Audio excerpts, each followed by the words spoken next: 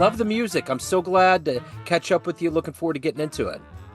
Same here. Same here. Before anything, thank you so much for having me.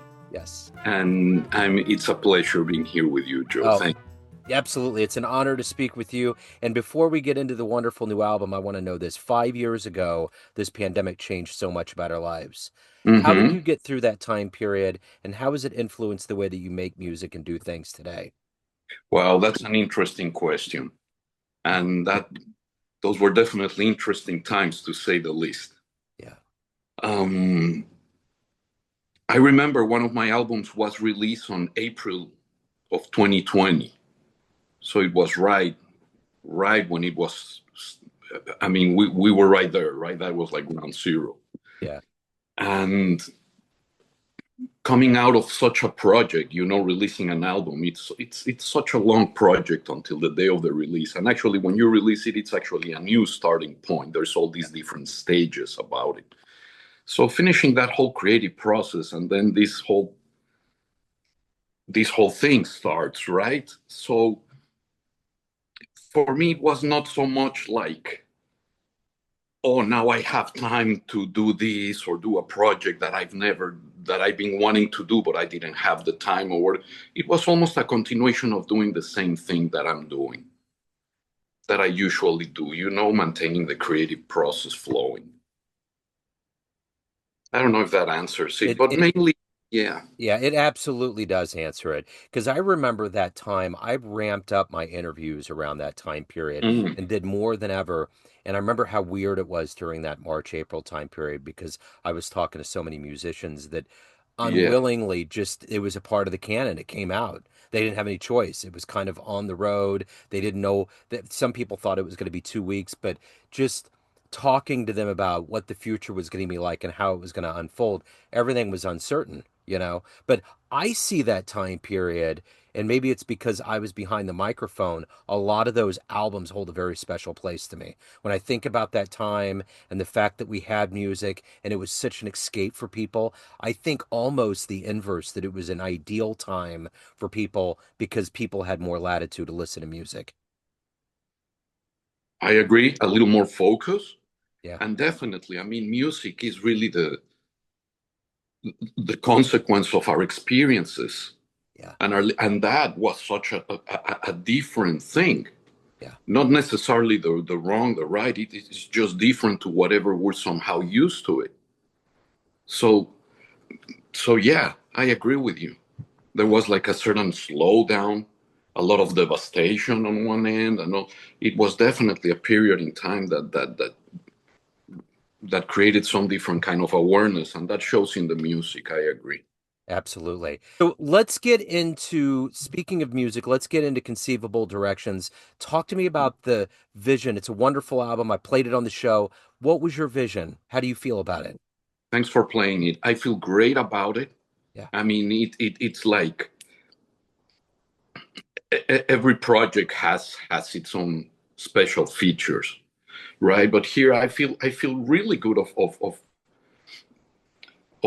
where I am, like in the moment of expressing a little bit who I am, what I experience in life in general, and the ability of being able to put together the musicians that were able to present it the way they did.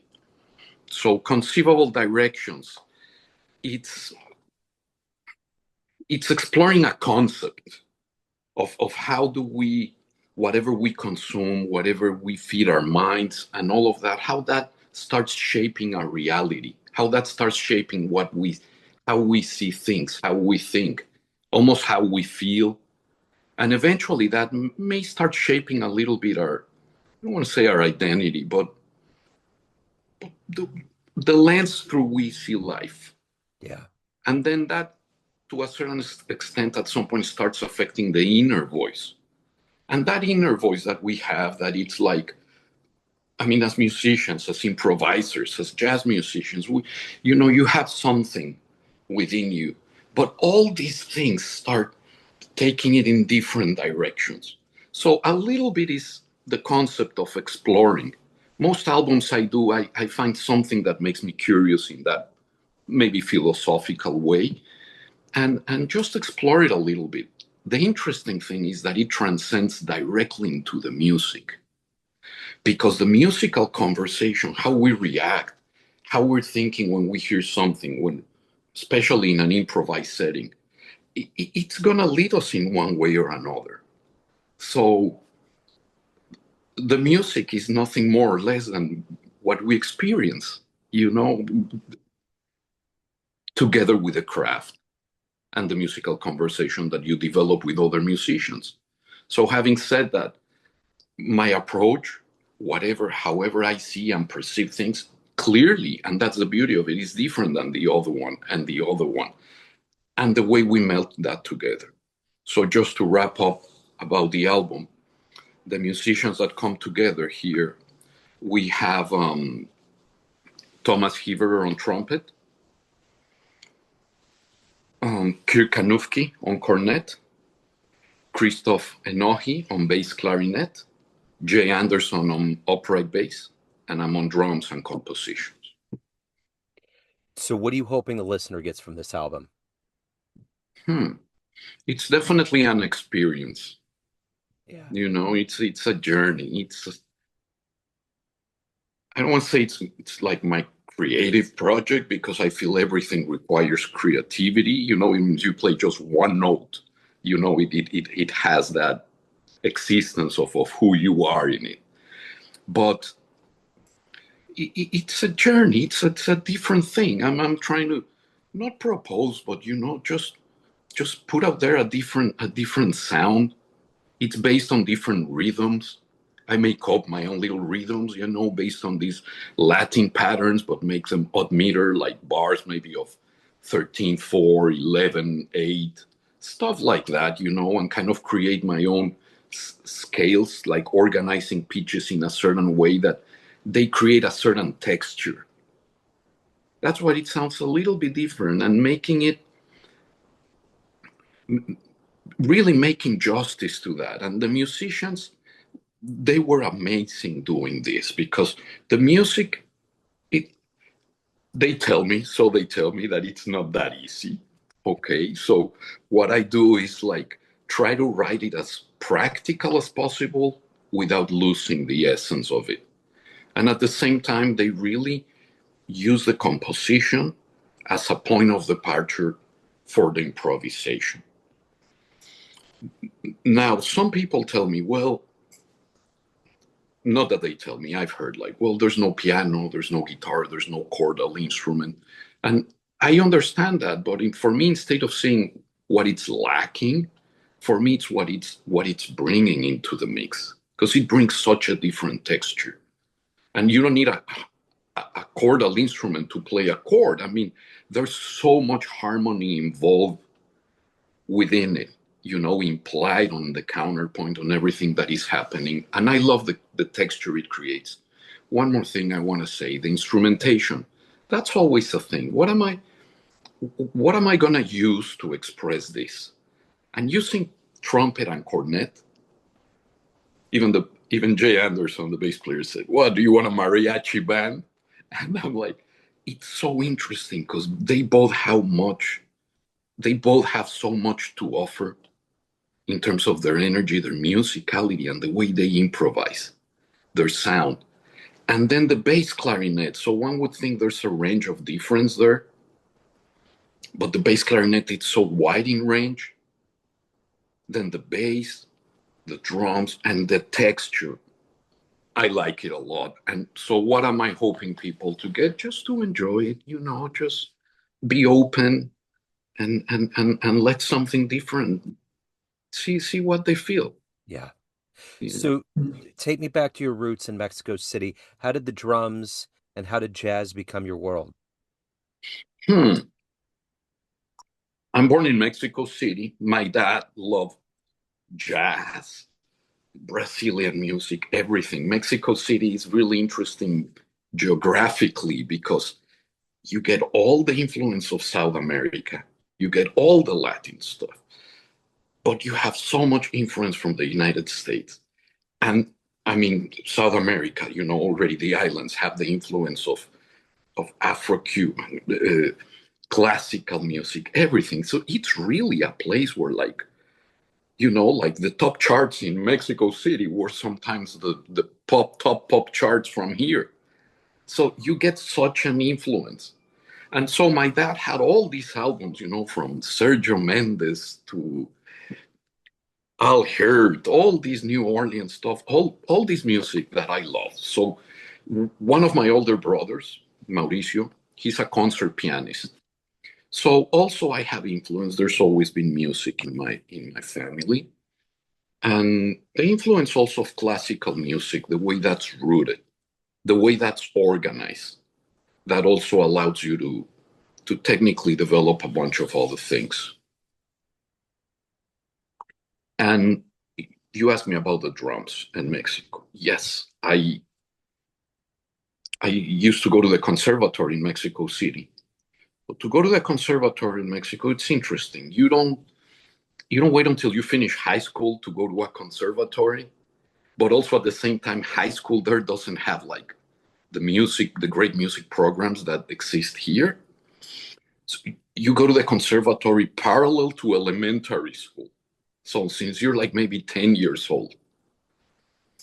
So I was doing classical percussion and also classical piano. And I play both since I'm very young.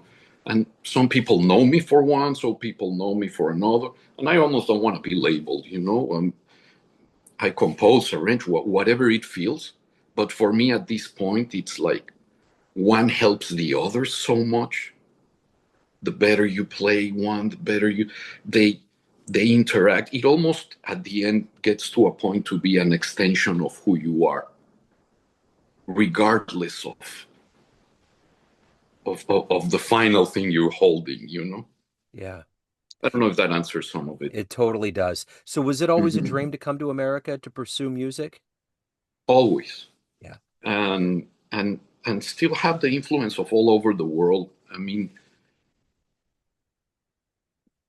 been coming here since I'm 7 years old. So the influence is clear. And then in Mexico, well, there was a jazz station 24 hours a day playing beautiful thing. That was pretty much my source. And mostly everything else, as I said, there's a lot of Latin music, a lot of salsa, mambo, classical. The conservatory is classical. So I always wanted to reach more, get more. So Boston was a place for me to go. That's where I got a couple of degrees. And the next natural step was to come to New York. So what Mhm. was the first live jazz show you saw, or the first jazz drummer that you saw that made you think, I want to be up there doing that one day? Oh, wow.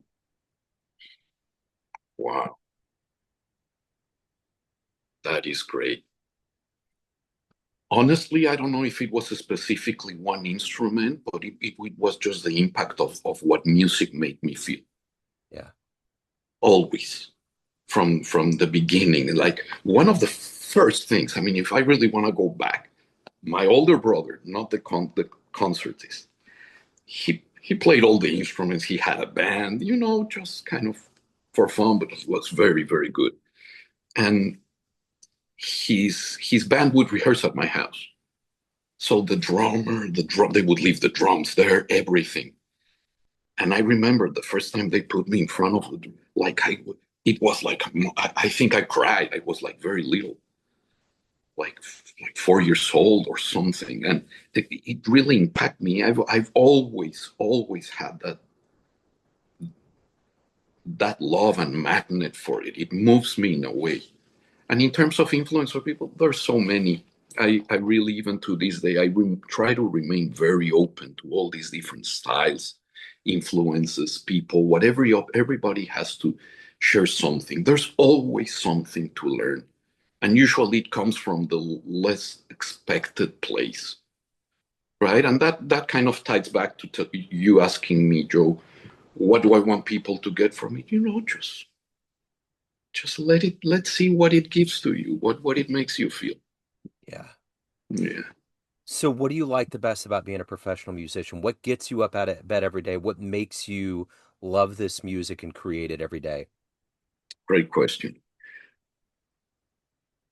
I mean, it's not only a lifestyle, but it's like it's never ending. It's a constant search, one way or another. It never stops surprising you. It's magical in a way.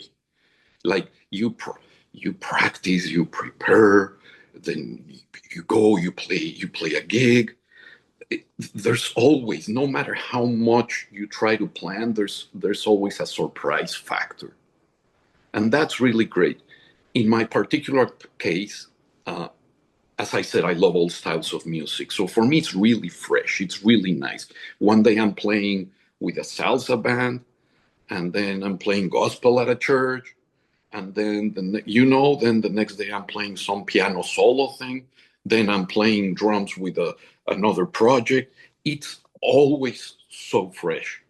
But the beauty of it, it's no matter what's happening, if you love it and you trust it, it tends to give back what you put into it.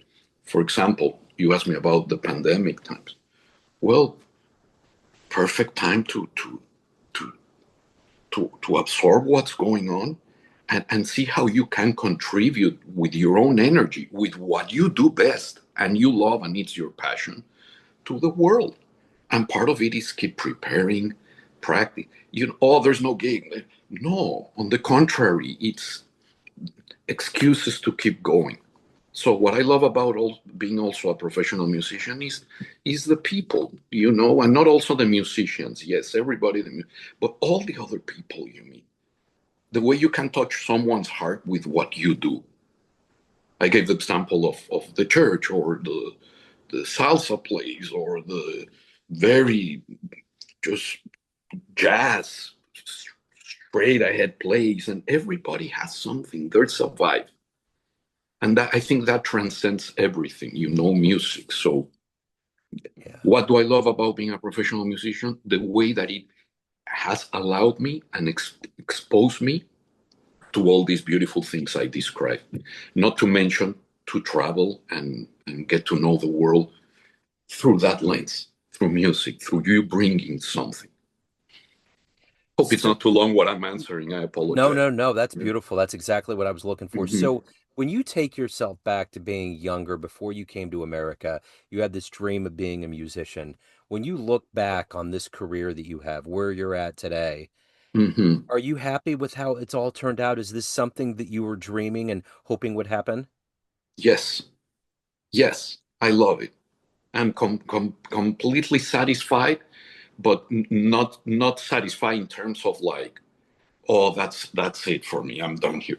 No, of kind of what I was saying, where it keeps taking you, how it keeps reshaping itself. As I said, it's a constant search. And with jazz, it's like the improvised music. It's endless.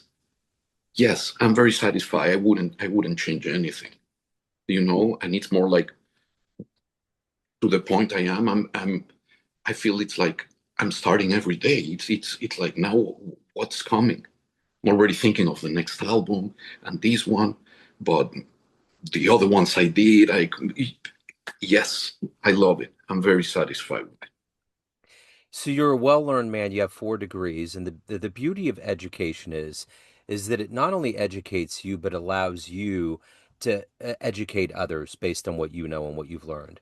What do you try to teach younger cats that you get around on the bandstand? What do you want them to understand about music, about life, about making this jazz music?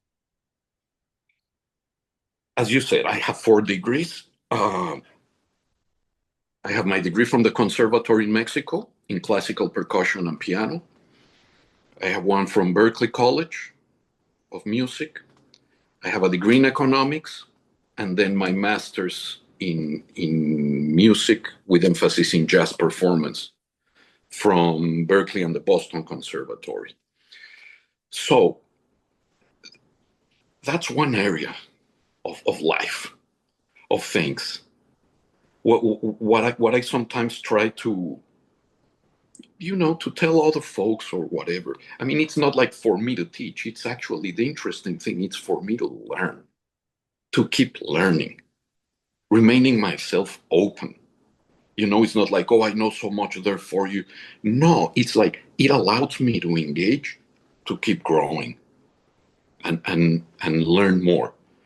But education, it's one thing. It opens certain things. It makes you think. It almost doesn't matter what you study to a certain extent. It's more about thinking, being curious, being creative, and then what do you do with it, and how do you put that together with everything we're talking about? Kind of what I said before of what conceivable directions is. All these experiences together, how they keep shaping you, what you learn from them. And one thing in general that I share with other folks, it's awareness. To really heighten your level of awareness in at all levels. You're training, yes, you're training. Know the pitches, know the these, know that, but listen with this other awareness of what's happening. How much are you contributing? How much are you leading? How much are you following? How much are you not imposing but proposing to others? These and engage in that conversation and considering all the different factors. I have a student, and we always talk about you cannot just think as a performer. Hey, I'm here. Look how great I play. Look. No, it's a thing of listening and listening with the craft and listening with the awareness. You almost have to be like an arranger when you're listening. What an orchestrator, a composer. You almost need to listen like a sound engineer, right? Like, am I balanced? Is my volume? All these different things that then, when you're on the bandstand, you really create that conversation. And if everybody has that attitude of playing for the other person, making the other person sound good and feel good, and if they have that same attitude, we all reach higher levels of benefit within that. So at the end of the day, everyone has a perception of you, family, friends, fans, everyone Mm. that you play with on the bandstand, but you're the one that's leading your life. What's your perception of you? Who do you think you are? Joe, your questions, wow, no, really great. Thanks Good. for all these questions, and Good. they make me think. It's not just like, oh, you ask this, I respond. It's like, and I'm sure after we finish the interview, I'm gonna keep thinking of that and be like, oh, I should have told him this and that. That's the stuff. Yeah. Yeah, but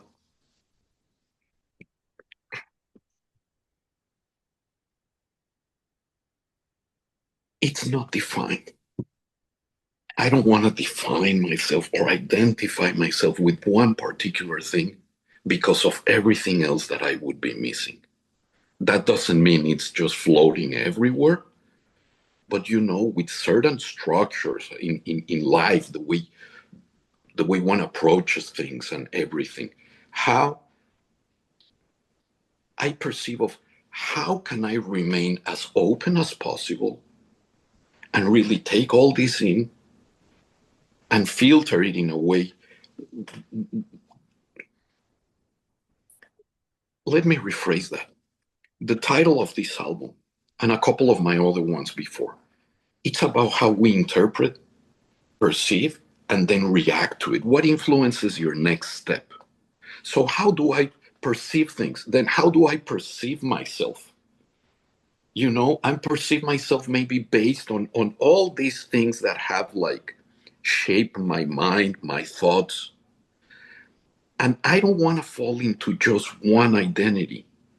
So I perceive myself as open, wanting to grow, paying tribute what has come before, what I've done before, and just use all of that to keep growing and exploring and serving with the passion that I have, which is music. I love it. Yeah.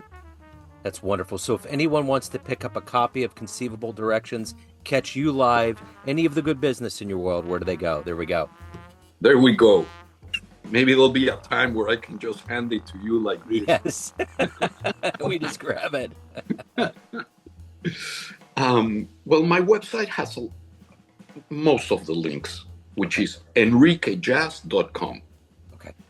Yes, and then there's another site where it has the links for everything, like Spotify, Apple Music, YouTube, Bandcamp, etc.